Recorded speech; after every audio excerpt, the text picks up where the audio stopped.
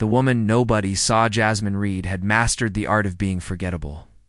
For 3 long years, she had worked as the executive assistant to Colton Hayes, one of Chicago's most successful real estate developers, and in all that time, he had never truly looked at her. Not once. She made herself small on purpose. Her wardrobe consisted of baggy cardigans in neutral colors that hung off her shoulders like curtains. Her honey blonde hair stayed twisted into a tight knot at the base of her skull.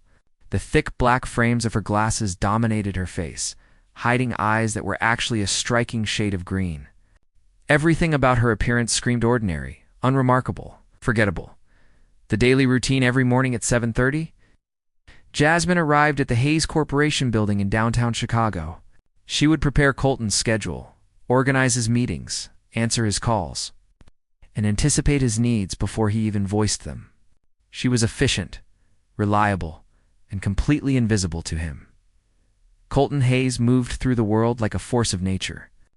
At 34, he had built an empire from nothing, transforming abandoned warehouses into luxury lofts and forgotten neighborhoods into thriving communities. He was tall and commanding, dark hair that always looked perfectly styled, and blue eyes that could freeze someone with a single glance.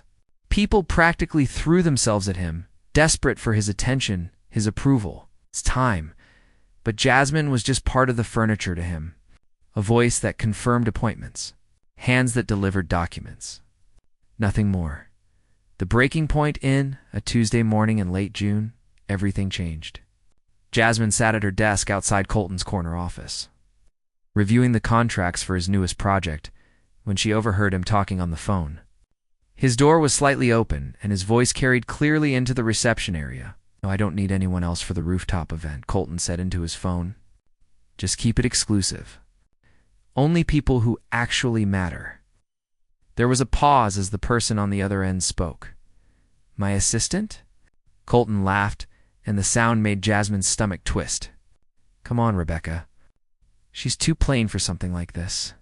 I need people who can make an impression, who can charm investors. Someone like Jasmine would just fade into the wallpaper." The words hit her like physical blows. Too plain. Fade into the wallpaper. Jasmine sat frozen at her desk, her hands trembling slightly as she gripped the edge of her chair. She had known he didn't see her, but hearing him dismiss her so casually, so cruelly, awakened something fierce inside her chest. For 3 years, she had hidden herself away, convinced that being invisible was safer than being seen. She had buried the confident, vibrant woman she used to be under layers of drab clothing and careful silence. But why? What had all that caution protected her from? Nothing. Absolutely nothing. The decision that evening. Jasmine stood in her small apartment in Wicker Park, staring at her reflection in the bathroom mirror. She looked like a stranger to herself. When had she become this person? When had she decided that being overlooked was better than being noticed?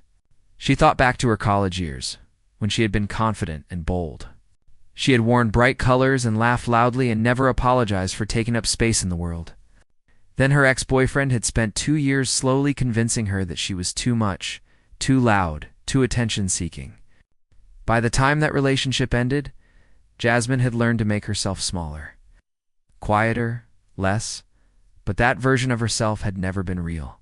It was just armor she had built to protect a heart that had been broken. Jasmine made a decision in that moment, standing in front of her mirror with determination burning in her chest.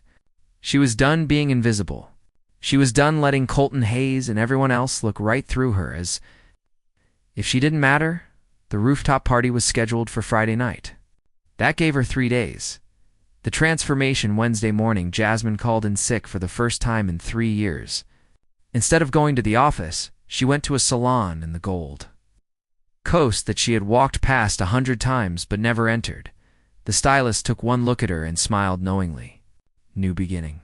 she asked. "Something like that," Jasmine replied. Hours later, she walked out with her hair transformed. The severe bun was gone, replaced by soft waves that cascaded past her shoulders in shades of golden honey and warm caramel. The stylist had added subtle highlights that caught the light and made her hair look like spun silk. Next came the shopping. Jasmine walked into boutiques she had only dreamed of entering before. She tried on dresses that actually fit her body instead of hiding it. She chose pieces in bold colors that made her skin glow: emerald green, deep ruby, midnight black. When she looked at herself in the dressing room mirrors, she barely recognized the woman staring back. This version of Jasmine was confident, striking, impossible to ignore.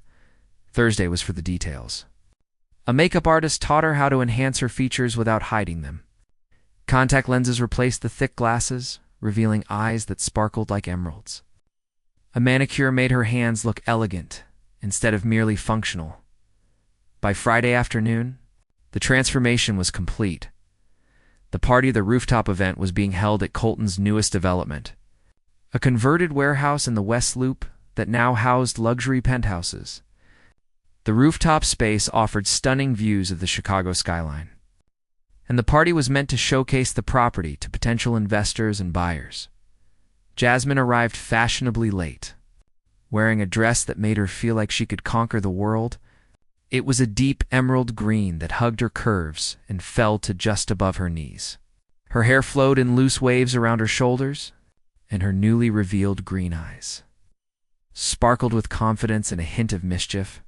She stepped out of the elevator onto the rooftop, and the warm summer air wrapped around her like an embrace. The party was already in full swing. People mingled around high-top tables, servers circulated with champagne and appetizers, and music played softly in the background. Jasmine took a deep breath and stepped into the crowd. Within seconds, heads began to turn. A man she didn't recognize approached with a smile and introduced himself. A woman complimented her dress. Conversations opened up around her like flowers blooming in spring. For 3 years, Jasmine had been invisible. Now she was impossible to miss. And somewhere across the rooftop, Colton Hayes was about to realize exactly what he had been overlooking all this time. The moment everything changed, Colton Hayes stood near the edge of the rooftop, a glass of whiskey in his hand, surveying his domain with satisfaction. The party was going perfectly. Investors were impressed, potential buyers were interested, and everyone who mattered in Chicago real estate was here. He was in the middle of a conversation with Daniel Brennan, a venture capitalist from New York, when something caught his attention. A ripple of interest moved through the crowd like a wave, and heads turned toward the elevator entrance. Colton glanced over, curious about what could pull attention away from the spectacular skyline view. What he saw made him forget how to breathe. A woman stood at the edge of the party, and she was absolutely stunning. Her emerald green dress hugged every curve. Her honey blonde hair caught the evening light like liquid gold, and her green eyes sparkled with confidence that bordered on dangerous. She moved through the crowd with easy grace, and men practically stumbled over themselves to talk to her. "Who is that?" Daniel asked, his voice filled with appreciation. "I have no idea," Colton replied, unable to tear his eyes away from her. The recognition the mystery woman was talking to Richard Porter, one of Colton's biggest competitors, laughing at something he said. Her smile was radiant, transforming her entire face into something luminous. Colton felt an unfamiliar surge of possessiveness mixed with curiosity. He began making his way across the rooftop, drawn to her like gravity. As he got closer, something nagged at the back of his mind. Something familiar about the way she tilted her head, the curve of her smile, the graceful movement of her hands. When he was about 10 feet away, she turned and looked directly at him. Their eyes met, and Colton felt the world tilt on its axis. Those eyes. He knew those eyes. Jasmine. The name came out as barely more than a whisper. She smiled, and it was nothing like the polite, professional expression he was used to seeing. This smile had teeth. This smile had power. "Hello, Mr. Hayes," she said smoothly. "Lovely party." Colton's mind refused to process what he was seeing. This couldn't be his assistant. His assistant wore shapeless cardigans and thick glasses. His assistant kept her hair scraped back so tightly it must have given her headaches. His assistant faded into the background. This woman commanded attention from everyone in the room. "What are you doing here?" he asked, then immediately regretted how rude it sounded. Jasmine raised one perfectly shaped eyebrow. "I was invited, wasn't I?" Or did you forget to send me an invitation? Her tone was light, almost playful. But there was an edge underneath that made his stomach clench. The power shift Richard Porter appeared at Jasmine's elbow, holding 2 glasses of champagne. Here you are, beautiful, he said, handing her one. Then he noticed Colton, and his expression shifted to competitive amusement. Hayes, enjoying your own party? Porter Colton replied tersely. His eyes never left Jasmine. I was just telling Jasmine about my new development in Lincoln Park, Richard continued. She has remarkable insights into the market. Where did you find someone this talented, Hayes? I might have to steal her away from you. The casual suggestion made something dark and possessive flare in Colton's chest. The idea of Jasmine working for Richard Porter, of seeing her every day in his office instead of Colton's, was suddenly unbearable. Miss Reed isn't going anywhere, Colton said, his voice carrying an edge of authority that made both Richard and Jasmine look at him with surprise. Miss Reed? Richard laughed. Is that how you address someone this extraordinary? No wonder she's considering other opportunities. Jasmine placed a hand on Richard's arm, and Colton wanted to physically remove it. Thank you for the champagne, Richard. Would you excuse us for a moment? I need to speak with Mr. Hayes about some business matters. Richard nodded, gave Colton a knowing smirk, and walked away.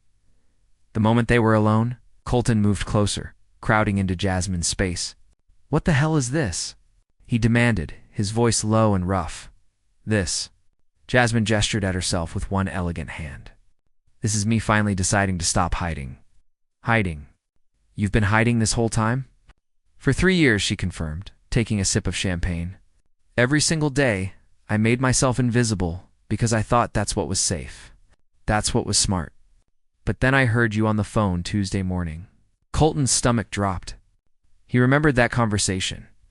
Remembered laughing about his too-plain assistant who would fade into the wallpaper. Jasmine, I didn't mean, yes you did, she interrupted calmly. You meant every word. And you know what? It was exactly what I needed to hear. The confrontation, she set down her champagne glass and looked at him with those devastating green eyes. For 3 years, I've been the perfect assistant. Efficient, reliable, forgettable. I anticipated your needs, solved your problems, made your life easier, and you never saw me. Not once. That's not true, Colton protested, but the words felt hollow, isn't it? Tell me, Colton, what color are my eyes? He opened his mouth, then closed it. Before tonight, he would have said brown. Maybe hazel? He honestly hadn't known. What's my favorite food? What do I do on weekends? Do I have family in Chicago? A boyfriend? Dreams? Fears? Jasmine's voice remained steady, but he could hear the pain underneath. You don't know any of that, do you? You never told me, he said weakly. You never asked. She picked up her champagne again, her hand perfectly steady. But that ends tonight. I'm done being invisible, Colton. I'm done being the woman nobody sees. Colton felt like he was drowning. This confident, stunning woman was unraveling everything he thought he knew. So what happens now? He asked. Jasmine smiled that dangerous smile again. Now I live my life. I accept job offers from people who actually see me. I go on dates with men who treat me like I'm worth their attention. I stop waiting for someone to notice I exist. The thought of her leaving, of her working somewhere else, of her dating other men, made panic rise in Colton's throat. Don't, he said urgently. Don't what? Don't leave. Don't accept other offers. Don't go on dates with other men. The words tumbled out before he could stop them. Jasmine tilted her head, studying him. Why not? Because you're mine. The possessive declaration hung in the air between them. Jasmine laughed, but there was no humor in it. I'm yours? Really, Colton? For 3 years, I wasn't worth your attention. Now suddenly, because I put on a nice dress and let down my hair, I belong to you. The honest moment, Colton ran a hand through his hair, frustration and desire and confusion warring inside him. That's not what I meant. Then what did you mean? He looked at her, really looked at her, realized with stunning clarity that everything he felt right now had been there all along. Buried deep, ignored, pushed aside, but there. The way his day felt incomplete if she wasn't at her desk when he arrived. The way he noticed when she changed her coffee order or wore a different shade of lipstick. The way her laugh, rare as it was, could improve his entire mood. "I've been an idiot," he said quietly. "That's a start," Jasmine agreed. "You've been right in front of me for 3 years, and I was too blind to see you. Too arrogant. Too wrapped up in my own world." Colton stepped closer, drawn by the magnetic pull of her presence. "But I see you now, Jasmine. God help me, I see you and I can't look away." "For how long?" she challenged. "Until Monday morning, when I'm back at my desk? Until the novelty wears off and I'm just plain old Jasmine again." "You were never plain," Colton said fiercely. "I was just too stupid to realize it." Jasmine's expression softened slightly, but wariness remained in her eyes. "Words are easy, Colton. Anyone can say pretty things at a party. Then let me prove it." He reached for her hand, and she let him take it. Her skin was warm and soft, and touching her felt like completing a circuit he hadn't known was broken. "Let me take you to dinner. Not as my assistant. As Jasmine, the woman who makes me want to be better than I've been." "One dinner doesn't erase 3 years of being invisible," she said softly. "I know. But maybe it's a start." The choice Jasmine looked at their joined hands, then back up at his face. Colton held his breath, realizing that everything hinged on this moment. She could walk away. She could leave him standing here with the full weight of his mistakes, crushing him.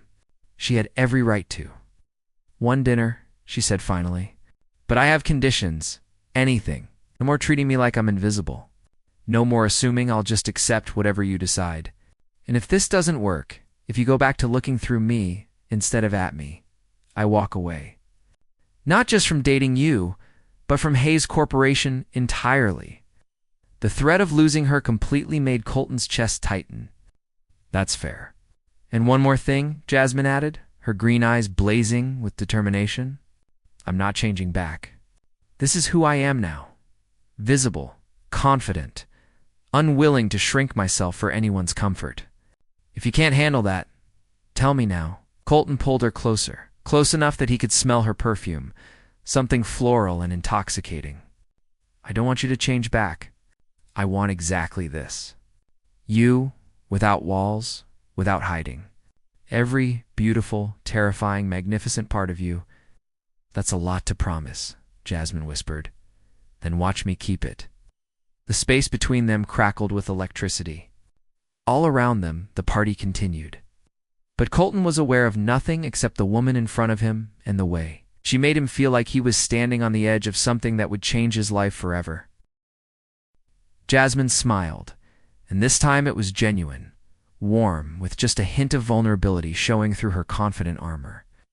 "Okay, Colton Hayes, show me what you've got." The next morning, Jasmine woke up Saturday morning in her apartment, sunlight streaming through her bedroom window.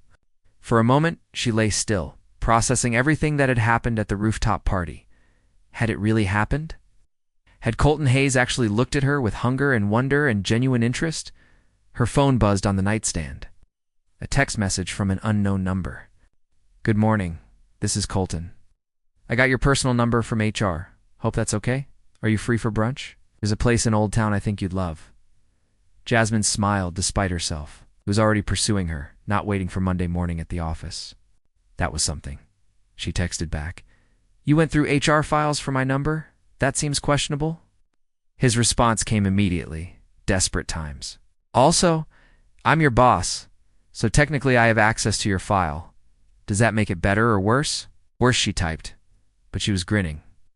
"Does that mean no to brunch?" Jasmine considered. Part of her wanted to make him wait to maintain the upper hand she had finally gained.